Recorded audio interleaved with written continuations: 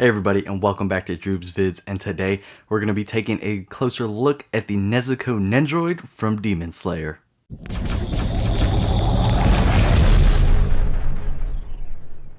Now, Nezuko is arguably one of the most popular characters from Demon Slayer. Everybody loves her. She is Tanjiro's little sister, everybody's favorite little sister, and she happens to be a demon.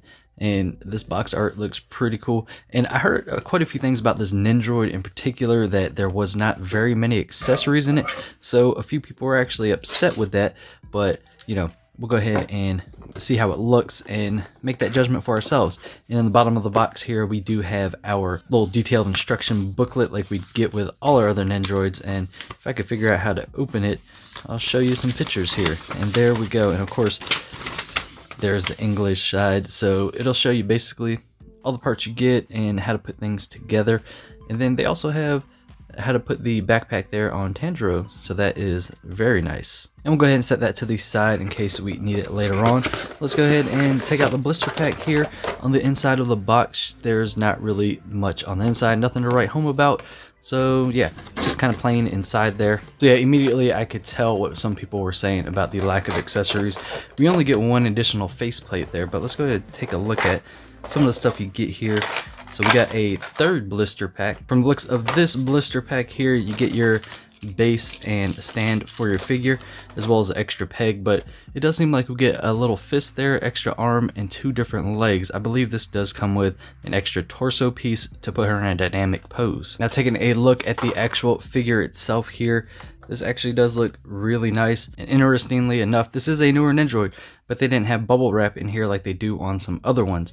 So of course we do got a bunch of plastic on her, so we're gonna have to remove some of that. This plastic here underneath her faceplate is actually wrapping around the bottom of her neck.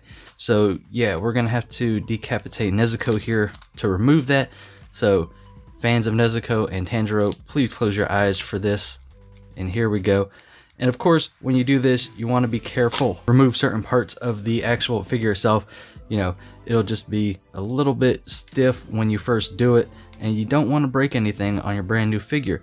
Not just Nendoroids, but Figmas, SH Figuarts, and all of that. They all have, you know, stiff joints when you first get them. So, you know, don't be afraid to do it, but definitely you want to be careful when you do. And then we'll have to remove her lower half here to get the rest of the plastic off. And I find that usually the body pegs there are a lot easier to remove. And when it looks like we got an additional bit right here on her legs.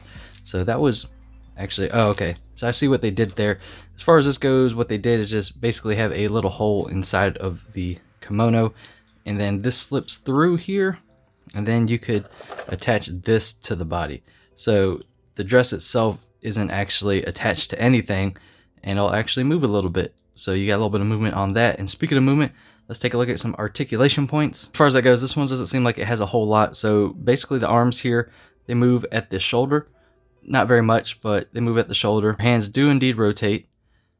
And then down here at the waist, you can move the waist back and forth just a little bit. I think a lot of it really has to do with this moving versus everything else, but you could kind of sort of move it. It's not very much dynamic range. And then as far as the feet go, you can move them just a real tiny bit, like not even a lot at all. So keep that in mind. And the head has some decent movement, even though her hair in the front there really gets in the way when you do try to move it. So when you're posing her, you definitely want to be aware of that. And just taking a look at the figure in general, it looks fantastic. This is a really nice looking figure. I think they did really well on the paint. I'm not sure if I'm a big fan of how this actually looks, how the split on the hair is for the different colors. I mean, I don't know. Maybe I'm just not a big fan of that particular look. It probably would have been, I don't know, better if they just hand painted that a smooth version, but I do see how it does add some extra texture and layers to it. So, you know, not bad, but not my favorite looking hair sculpt. And you could actually remove this bamboo rod as well if you wanted to. And then she just has kind of a little normal faceplate there. Nothing crazy, but they did a fantastic job on the eyes there. It looks really, really nice. Taking a look at the other faceplate. Now, this is the faceplate I'll definitely be seeing a lot of people using, and that is her angry face, about to defend Tanjiro face because somebody is messing with him. So you got all the veins popping. You can see that there. and she obviously has her demon teeth showing.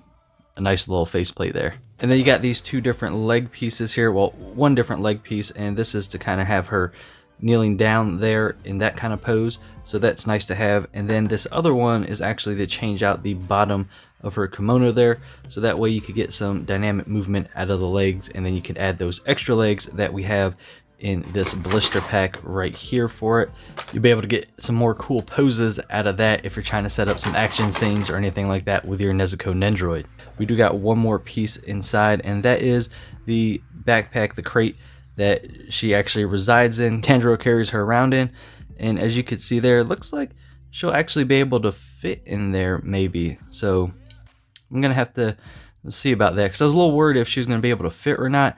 At least half of her body will be able to fit.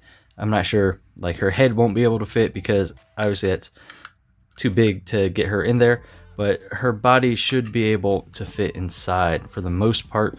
And there is a peg in there, so probably got to split her in half to get that to work. But yeah, just taking a look at the little box here, it looks good.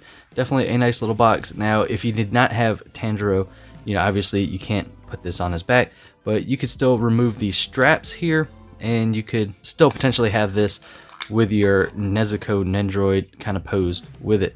So you don't necessarily need the Tanjiro to get any kind of use out of this particular backpack. So guys, I'm gonna swap some parts out here, put a few poses together for you so you can see how the Nendoroid looks, and I'll see you in a bit.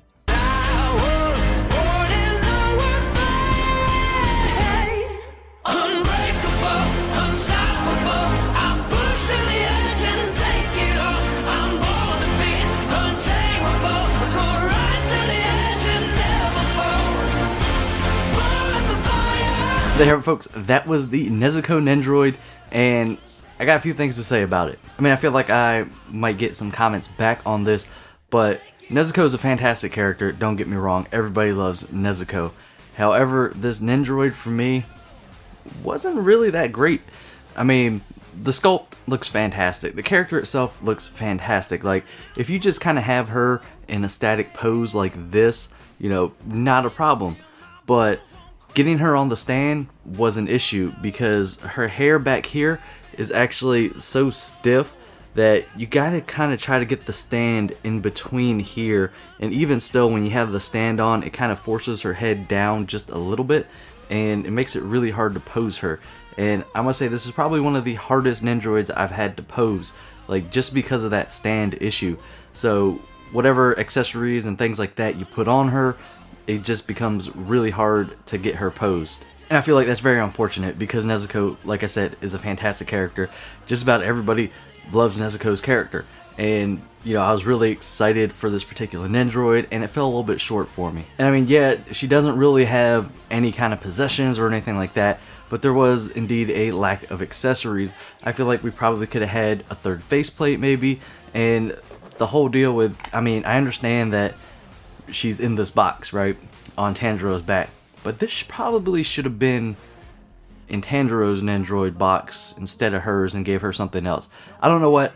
If you guys know down in the comments below, let me know if you had an idea of what else should be in the box that wasn't this. I feel like this should have been in Tanjiro's box, not Nezuko's. So yeah, while I really like how this Nendoroid looks, and I do like the character, this Nendoroid's just kind of missed the mark for me.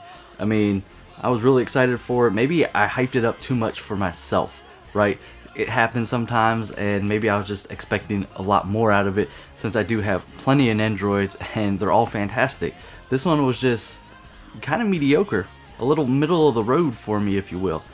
And if you guys have this Nendoroid too, let me know down in the comments below how you felt about it. Don't get me wrong, I will be posing it next to my Tanjiro, but yeah, it's just not my favorite. It's very unfortunate. So guys, that's going to wrap it up for this video. If you liked it, give it a thumbs up. If you want some more content, hit that subscribe button, and I'll see you on the next video. Windburn cheeks, scars on my knees, but I'm still on my feet. I've been up all night, riding this ride on a one-way street. On my way up, I'm about to blow up. It takes a little time.